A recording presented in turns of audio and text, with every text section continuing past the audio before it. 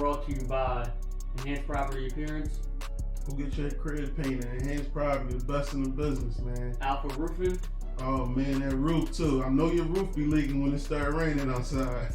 and Envision Production Agency. Got the best pictures, videos, whatever. He pull up on you in a drone anywhere in the city. Check them out.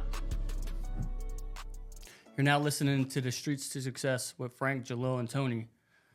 Today, on this episode, these gentlemen are going to be interviewing me, talk about my background, how I got to where I'm at, and ask me some questions. So, happy to be here with you guys. Cool. Yeah, good. Happy Great, to be here, great man. Friday afternoon. Beautiful out. Yeah. Beautiful weather. Beautiful. End of the week. Just winding down, getting ready for the weekend. Friday then. So Frank, man, this is fun to be part of this, and hopefully this thing continues to grow. So tell us a little bit about yourself. You know, your upbringing, where you're from. Yeah. You know, so start there maybe. My name's Frank Benton. I'm from Philadelphia. I was born in Kensington. My mom had 8 kids. I'm the oldest boy. We lived in Kensington for about 10 years. Then we moved to Port Richmond and then Fishtown, which are a couple neighborhoods over. My upbringing wasn't the best. Obviously, Mom had 8 kids. She was a waitress, but she always made sure we had what we need. So Tell us a little bit more about Kensington. So for those that don't know about Kensington, like what's Kensington? So Kensington wasn't that bad back then that I could remember of people telling me, but like what I remember is family members hustling on the corners, bullet going through the window when I was younger. We lived on H and Westmoreland. But it wasn't, to me, I didn't know any better, so I didn't have nothing to compare it to as far as bad and good. It was just where we lived at.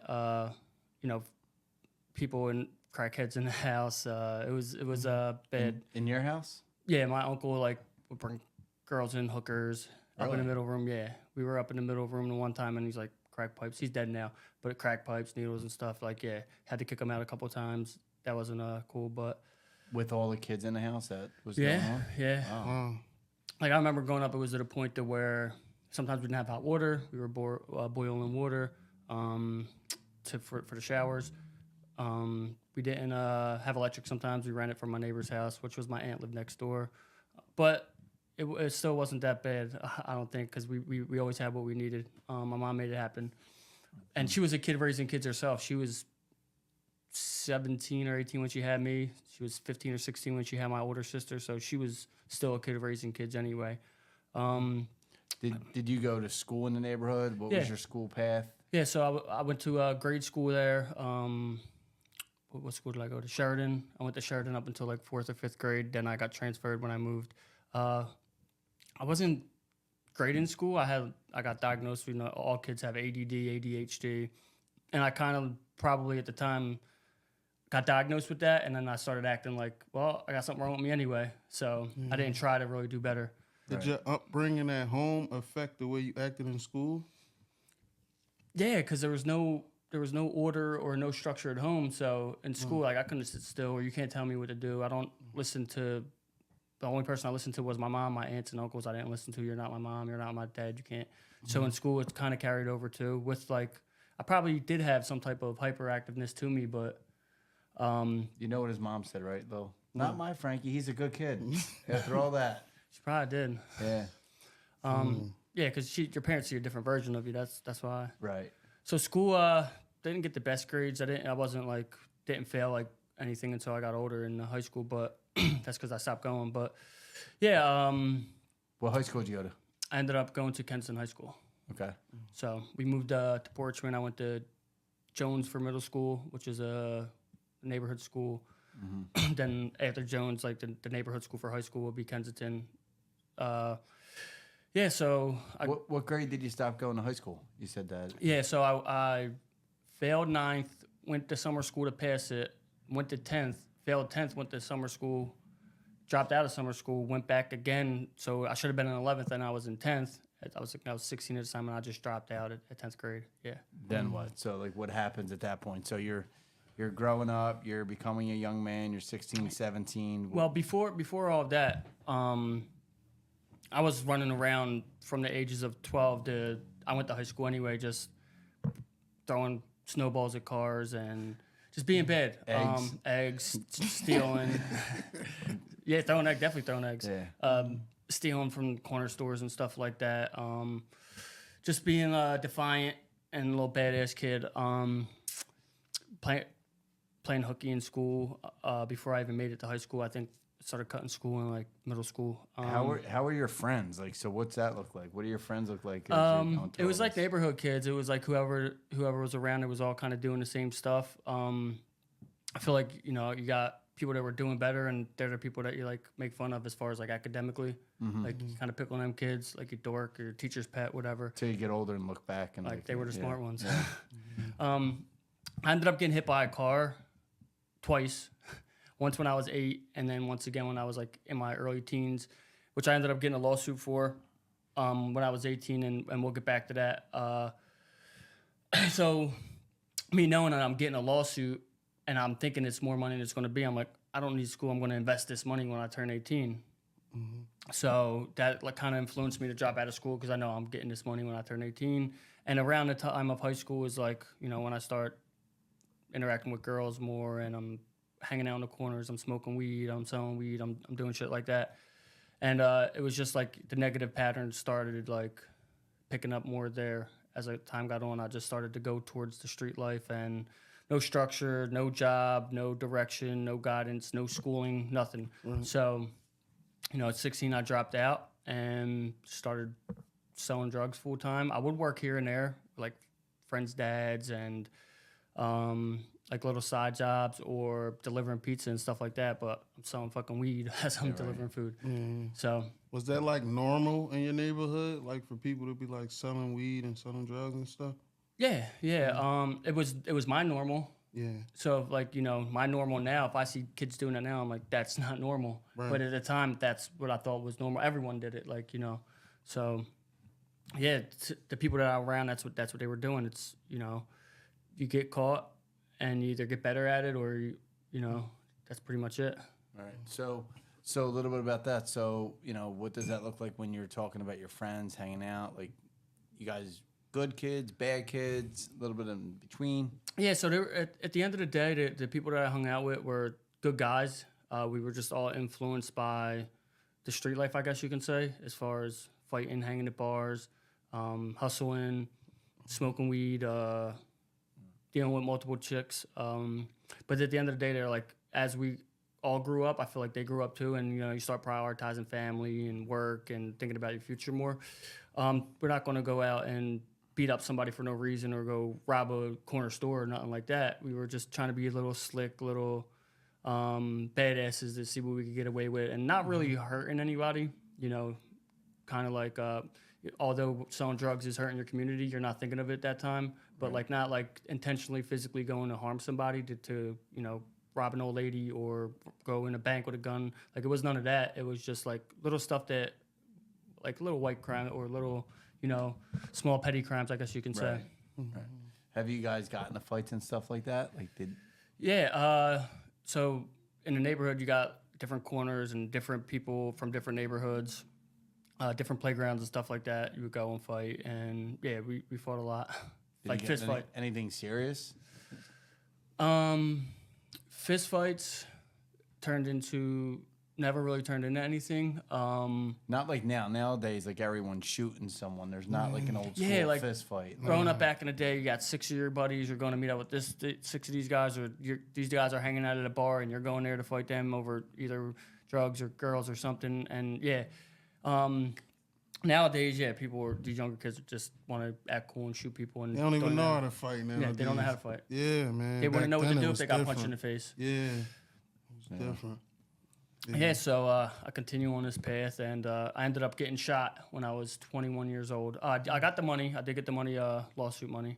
What you invested in? Bitcoin? What was it? I invested in a 1995 Buick LeSabre with 20-inch rims. The strip club? No, we didn't go to strip club. Probably eventually, but some product to make some money with, and just clothes and Stupid stuff, stupid really, shit. at the Yeah, end of the day, right? I wanted to make it. At the time, I wanted people to know I had money. Like I wanted to be cool. I wanted to show off, and it was idiotic of me actually thinking about it now, but It was me trying to fit in. Right. I want to be the cool guy. I want to fit in. I want, girls that like me. I want guys to hang out with me. Right. So, I continued on that path, and I ended up still hustling and getting into an altercation where I ended up getting shot. My brother, it was actually my brother. I go with him for a deal he was doing, and it went wrong. I chased a guy, I get shot, and I ended up going to the hospital. My girlfriend at the time had driven me to the hospital, and I just remember like seeing red lights. They're blowing like the red lights, and that's the last thing I remember seeing until I wake up in the hospital. Wow. Ended up having 7 surgeries. Wow. Yeah. So Nerve damage, colostomy bag, all that stuff. Jesus. wow, that's crazy. So I've never been like shot or stabbed before any of that. So I can only imagine how did that feel, and how did that affect your life after that? So the crazy thing is, you would think that you would make some changes. It was like a badge of honor, like, oh, I got shot and you can't do nothing to me. It's like, you're in that mindset. It's like, oh, I got wounds now. I got battle You're the man. stories. Yeah, I got battle stories, stuff like that. It didn't change what I was doing. It actually like increased it probably, because now you have that like confidence of getting shot and still living, or now drugs are more accessible to you because the doctors are prescribing them to you. It's crazy. Yeah. I'm sure that was a whole other thing with the drugs, the doctors, because they just give you pills, man. You just show I up got. and Speaking of that, so I did get hooked on Percocets for about 1.5 years, maybe, after I got shot. And my justification was obviously because I got shot, I need them. Was taking them every day. I probably did need them when it first happened. I had tubes and bags, and I had to learn how to walk again. But it just carried on for 1 year, 1.5 years, and then it ended up just stopping cold turkey. I was dealing with a chick at the time, and she got hooked on them, and we just separated ways, and I didn't, touch them after that. But yeah, I could have went down the route of how these guys are down on Kensington Ave, fentanyl. Like that could have been me if I would have kept indulging in the pills. Because I've seen so many stories of it happening. My family and friends go down the same road of pills, then they're sniffing the pills, then they're doing heroin, then they're shooting heroin, and then they're doing fentanyl. Next thing you know, 10 people that I grew up with died. right. So I know you personally. I know your story, your backstory. So like, you're saying about what you've been through. You've been shot. I know you did some time in jail. Yeah. Was that due to? I know you'll get into that in a minute, but was that due to the shooting that you were involved in, or is it totally separate? Yeah, so that was unrelated. The incident that got me in jail. So I got locked up for a simple assault. I ended up beating someone with a bat. I took a deal for probation for reduced to charge of simple assault. I had a DUI on my record for smoking weed and driving. So I had those 2 things on my record. While I'm on probation for this assault, I ended up catching another charge. It was over a female. That's what it originally stemmed from. And it was, we were going back and forth. Like his friends dumped me out front of a bar. We were going back and forth on text messages, phone calls. Like, all right, I'll see you when I see you again. I ended up going out with a couple friends of mine, and I run into this guy again. And, I don't remember too much from that night, but I do remember, him swinging on me, us getting into an altercation, and he has like 5 of his friends. I got 5, and a big brawl breaks out. Evidently, him and another person got stabbed, and, I got charged for an attempted murder and aggravated assault that night. I ended up leaving the scene, going to my sister's house for a couple days, and here I thought, like, nothing happened. I can go back. The cops didn't come looking for me. So I go back to Philadelphia, and the day I get back is the day they come with a warrant. Oh, wow. Wow. Yeah. So you did 5 years, was it? 5.5 years. 5.5 you said in jail, yeah. So what was that like? I mean, that's like a whole other story, but like, what does that look like? I mean, you're living in Kensington, living like on the streets, like not literally, but like with the guys. Yeah. Now your whole world changes. So you were doing like whatever the fuck you wanted. Yeah. To now like. And that was the problem. I was doing whatever I wanted. That's what got me in there. So it was scary at first because when they're reading me my charges, they charged me with aggravated assault was the first thing I heard, and $25,000 bail. I'm like, all right, 10%, $2,500. I could probably make this. Then they read the second. I'm like, damn, 2 people got stabbed. And mind you, I was blacked out drunk that night. Obviously, I did the crime. But then they read off another charge, the same type of charges. And then at the end, they say attempted murder, $250,000 bail. So I ain't going nowhere. I ain't going nowhere. So now I'm sitting in there with a bail trying to figure out what's going on like at home and lawyers and stuff like that. And you talk to a lot of jailhouse lawyers in there. Everyone's like, oh, you're going to get a county sentence. Yeah, Everyone's like, you're on beat it. probation. Yeah. Then you hear people get, I got 20 years for an attempted murder. Yeah. So now it's I'm in preliminary. I'm waiting to see if like any witnesses come. After like a couple times of going down to court, I'm at CFCF right now. You know, it's a must be tried. What a must be tried is you have 3 times for the witnesses to come, and if they don't show up on the 3rd time, it gets thrown out. On the 3rd time, one of the witnesses showed up. He actually recanted his statement, but the judge still held it over for the original transcript. So I ended up, you know, having to fight it and going to trial for the attempted murder and aggravated assault. Wow. So you were probably wishing like that dude don't come that 3rd time, right? Dude, it's a stress. Like, and then they give you like a 3-month court date. So I'm sitting there for 3 months, like. Then 3 more months, then 3 Yeah. more. Oh, Yeah, wow. until they find the witness. And so that whole time, you're figuring out what's going on, and you know, trying to talk to people. Oh, did you hear about him? Did you know what's going on in my case? Did you hear about this person? And you're stressing the whole time. But what's the experience in jail? Like, do you like learn? It's my first time. So this is my first time ever and only time ever in jail. And at the time, I just wanted to come home. Like I'm adapting and adjusting to what's around me. I feel like one of my good traits and qualities is I can get along with people and I can adapt and adjust to whoever I'm around. I feel like I'm a pretty likable person, and I feel like, you know, I know how to talk to people, communicate with people, and so you kind of like see what people are doing that have been there for a while, or it's their 2nd or 3rd time, and you're like, all right, well, I'm gonna get on the phone at this time, and then you come up with like a little structure, and you see how the jails ran, and you know when you're gonna get your visits, and you just kind of like adapt to it. For me, it was I don't know what's happening. Like because at this point I'm not getting sentenced. They offered me 20 years, and I'm not taking 20 years. Wow. That was the deal they threw at me. They didn't reduce the deal. And how old were you again? I was 24 at the time. 24. So they're saying 44. Yeah. Wow. 24, I think, turning 25.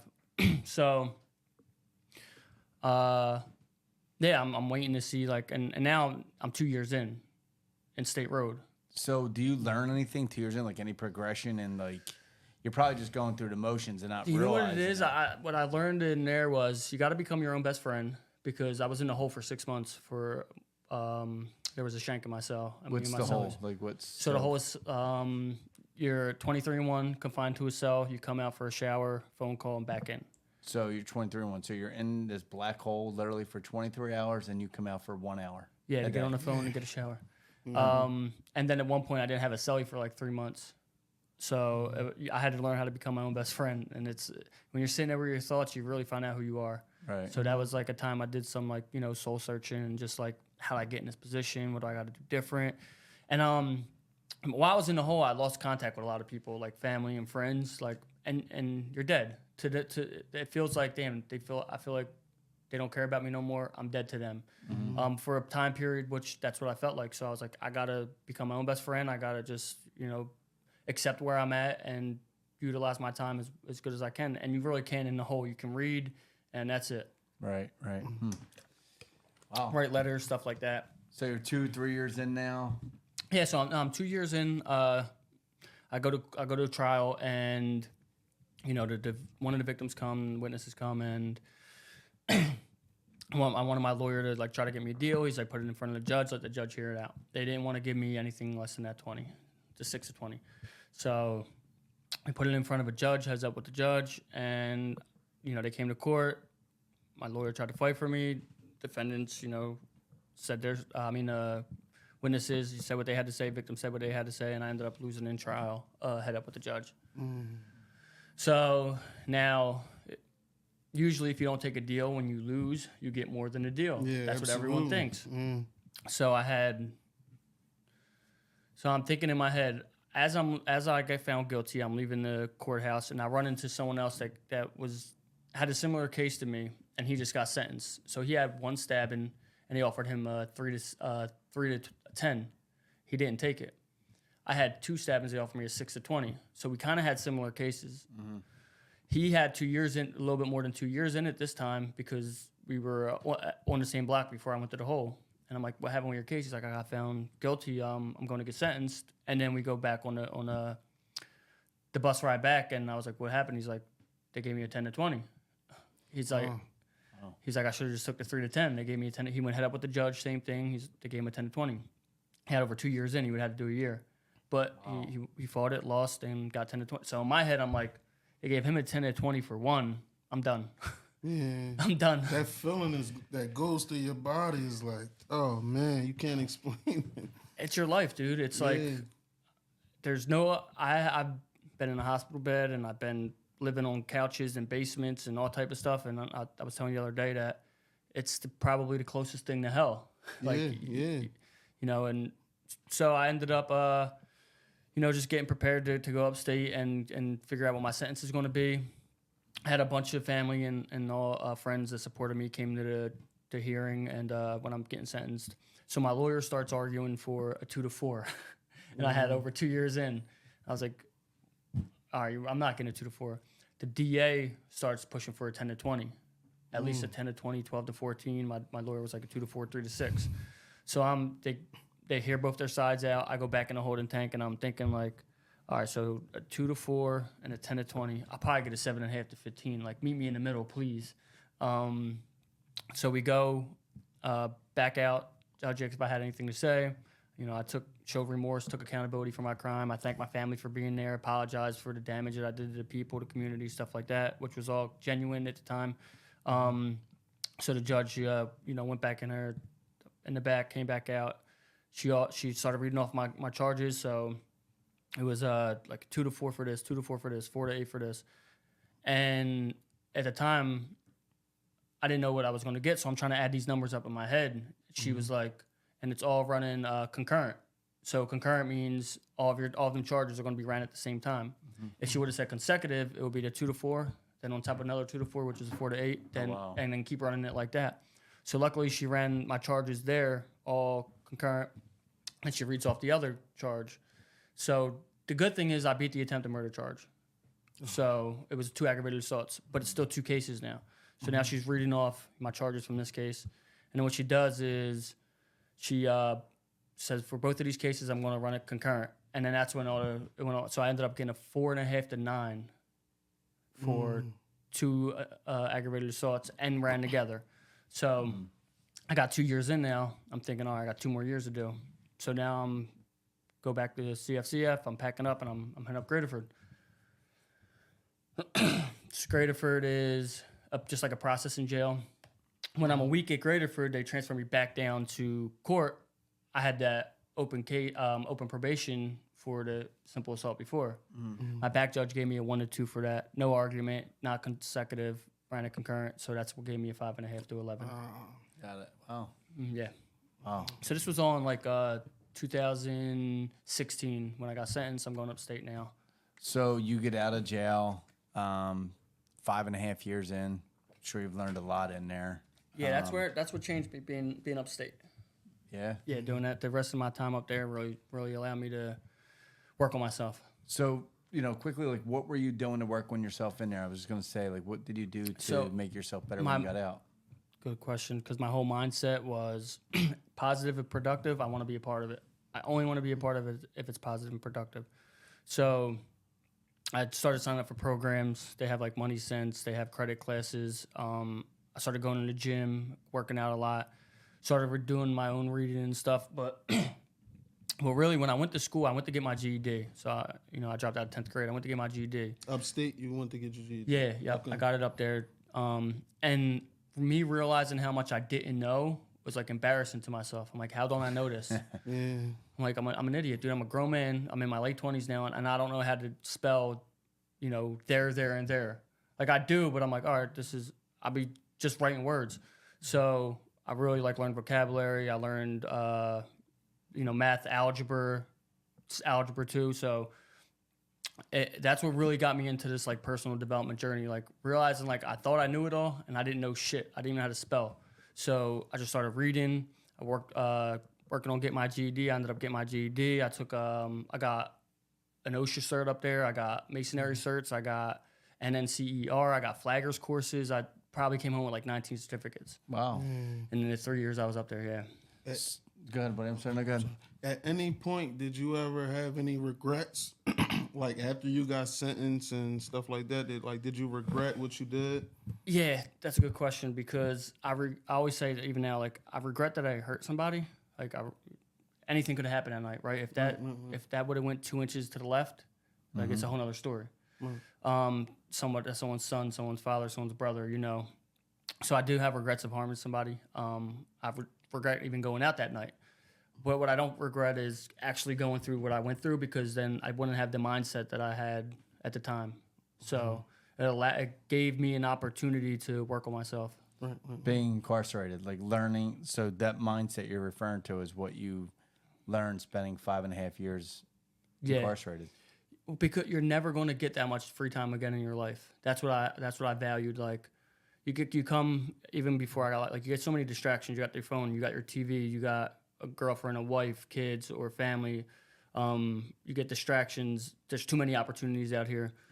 And in there, you're not going to get that time to really sit and work on yourself and plan and strategize and learn and just, you know, develop yourself mentally. So I've never heard anyone call that free time. So that's interesting, you know, say that. But so now you're out or you're getting out. Yeah. Right? So, you know, what's your game plan? You just learned a lot over the last few years to I was set scared to yourself come up. home. Yeah. Yeah. So I'm about to see parole. You know, everyone gets nervous when you see parole. They got the key, you know, if you're going home or not. I did everything right. No write-ups, multiple programs. But the thing is with parole, they can even use that against you and say you're manipulating the system. Yeah, that's what's crazy about the system, man. Because you can actually do everything you have to do to get home, and they can say, no, you're manipulating the system and give you like a year ahead or whatever. Like, it's crazy. I never heard it. I mean, I won't even know what that means, but wow. It's like you're doing too good. You're trying to like get over on us. Yeah. There's no way you're that behaved after you did this stuff. Yeah. It's crazy. But I guess it's a judgment call by whoever's on the parole board. So I get granted the parole. I go get my green sheet, and I'm like, I learned all this stuff in here. Like, I mean, I wrote books, I read books, and I'm like, this is like practice. This is warm up. I don't know if I want to get in the game yet because I don't have the distractions, the temptations, the everything out there that I have in here. So it was kind of like I want to stay on this road that I'm on. I want to stay focused and on this path, but I got to work on self-control. I got to work on discipline. I got to work on habits still when I get out there because now there's new things that are in front of you or reoccurring things that are in front of you. So yeah, I was scared to come home, and I was like, maybe next year I'll be ready. I don't really want to go home now. It was crazy. And then I was talking to my friend on the phone. He actually sent me up books, and he kind of wrote a bit out with me. And he was like, you're never going to be ready. He's like, if you keep thinking like that, you're always going to, you know, you're used to that now, but you got to come home and you know, put everything in motion. So Right. So you do come home, right? Do you start hanging out with the same guys you were hanging out with before you?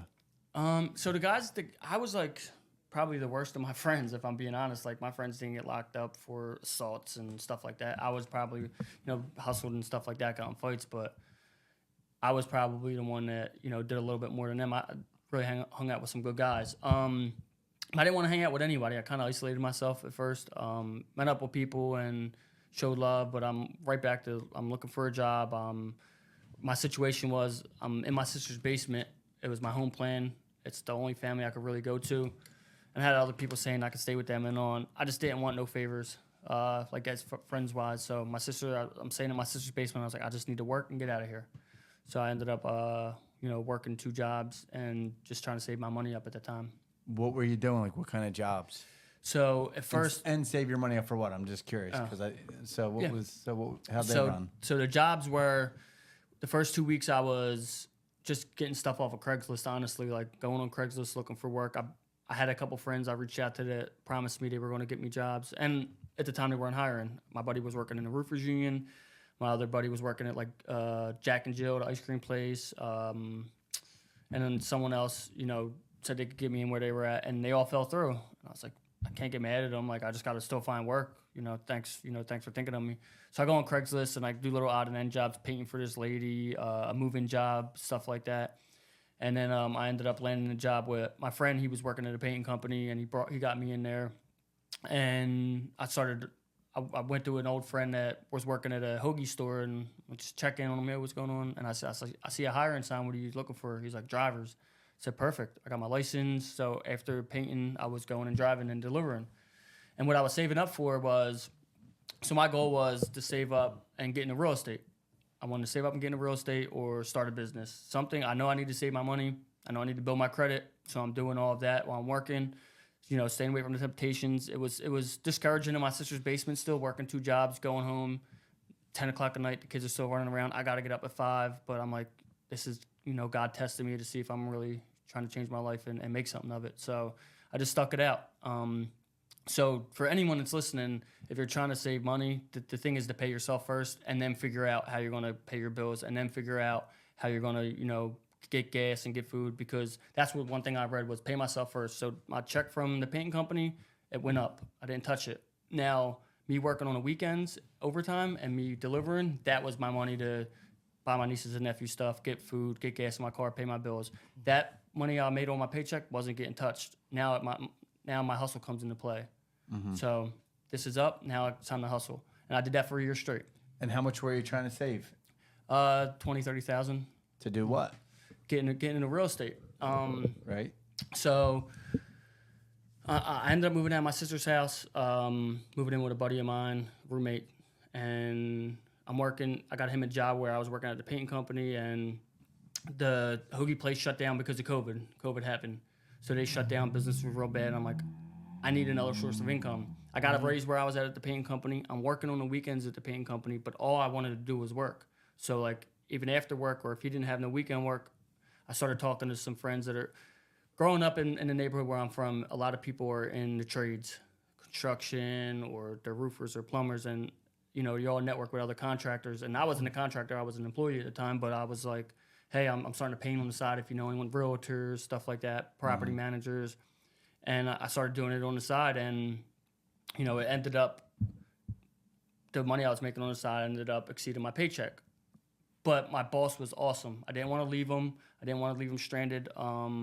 So I was sending 2 of my friends to go and do these paint jobs while I'm working for this guy still. And it got to the point where it was overwhelming for them because they had a lot of questions, and I'm at work. I can't answer my phone, or they need a hand closing out, and I'm working. So I had to put my 2 weeks in. Right. I ended up putting my 2 weeks in. He asked, can I stay for 3? Because we were on a really big project. I stayed for 3. I did right by him. And, I ended up starting the business full time. And it was good in the beginning, and I got tested right early in the beginning. What business, what business did you start? It was a painting company. It was, the painting that I was doing on the side ended up exceeding my payroll that I was making at the painting company. So I had to go all in on it. And I had 2 people on board that I didn't want to let down. So they were on board with me, and I had to go all in on it. It's funny, the first week that I quit my job, well, I didn't quit. I left. The first week that I'm finally on my own, it's Monday, got my shirt on. They're happy that I'm finally able to work with them now. I don't have to come after work on the weekends with them. And I come out, and my van got robbed. Work van? A work van, yeah. I bought the work van. That's why I saved up the money, bought the work van, tools, equipment. They were using the van sometimes when I'm at the other job. And here it ended up getting broken into, and all my tools got stolen out the first day that I started on my own. And when did you start your painting company? So I came home in 2019. I started a painting company in 2020. So it was 12 months later. And then, so how many guys did you have when you started? It was 2. It was me and 2 of my friends. And how many employees you up to about now? So right now there is, give or take, 20. 20? It's a robbing door, but nice. We're at 20 right now, yeah. Oh, nice. So what else are you involved in? So you got the painting going on. I know you have you had some big aspirations. You said real estate. That was another thing you were looking to do, right? Yeah, so the painting company's doing good, and what I learned in the painting company is, you meet a lot of people, and you have a lot of opportunities come to you, and I always wanted to get into real estate. I read about real estate when I was away. So I bought my first house. That was a big goal of mine. I did that within 2 years of being home. That was my 5-year plan. And starting a business was my 5-year plan. I did it in 2 years. So now I'm sitting back, am I selling myself short of my expectations? Should I be shooting a little higher? Mm-hmm. And the goal was just to get one flip property.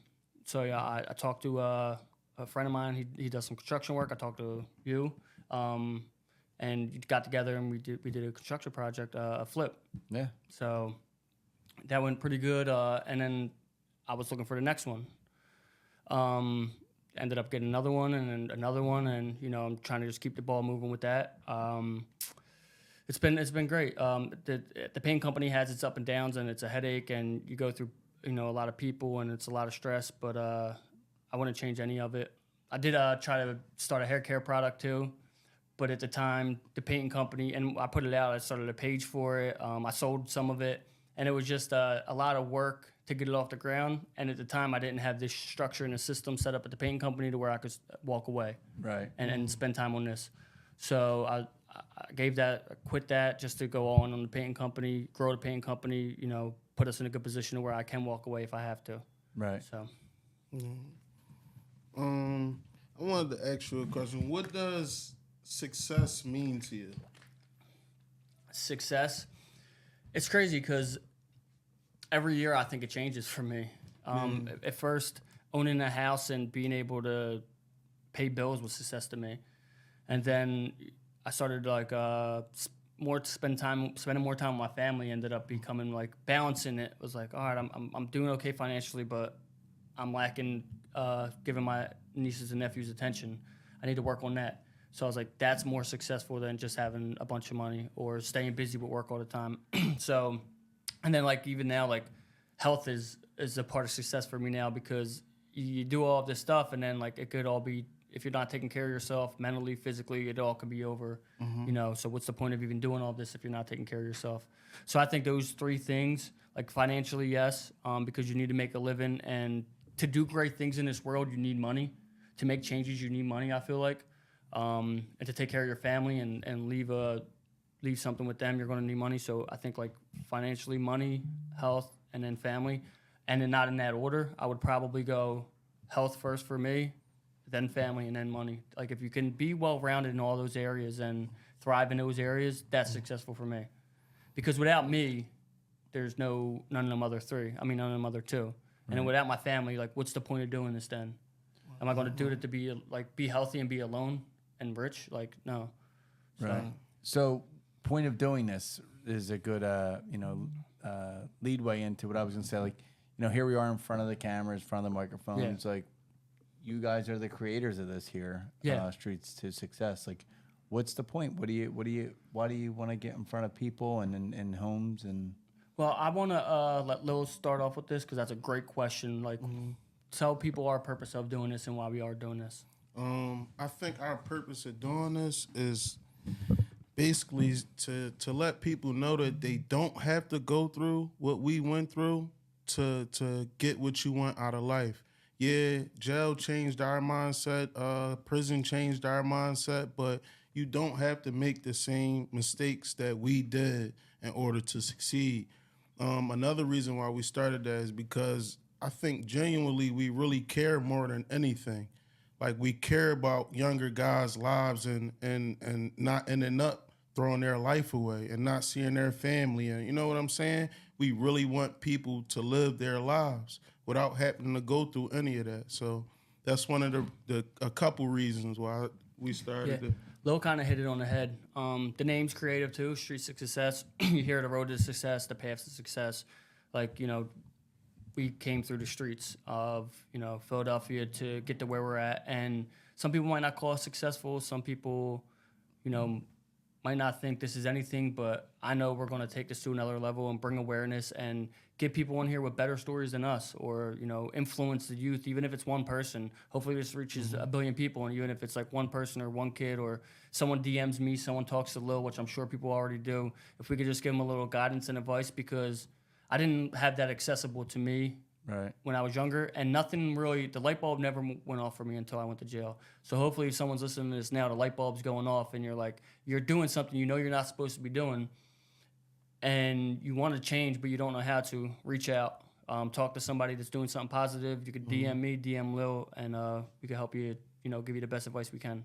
And success doesn't mean like financially. It's just, right? It just is success in any other format, format, right? Yeah. Living a different life, on the streets or whatever too. Yeah. Not looking over your shoulder, not worried about if the cops ever going to come get you. You know what I'm saying? So, yeah. Anything else? No, nothing. Do you have anything else to go through, Frank? No, I mean, I can't think of anything right now. I'm sure we're going to do plenty of episodes. You're going to learn more about me. You're going to learn a little bit more about Tony, a little bit more about Lil. I think these guys might have covered a lot of it as far as like my background goes. Future plans are, you know, keep growing the paint company, keep doing more real estate. I want to aspire to, you know, do the flips and all now, but I do want to end up building and doing bigger renovations on like older historic buildings. That's like something I want to get into. But you know, grow the podcast, grow the audience, build a community here to where people can like relate, or people can come on and tell their story, people can share their experiences, and just add value. Like if you keep adding value, there's no way that you're not going to get something in return. And for me, I'm going to make money throughout my whole life. I'm just going to hustle, but the awareness of, you know, the possibilities that are out there for you if you just like change your perspective and change your mindset, that's what I'm pushing for. Well said. Well said. Man. But there's one other thing you did forget too. Here we go. Let's hear it. Them balls was on your ass upstate, man. I had to save you because now I'm playing. Oh, man. This dude still owes me a honey bun from 2018.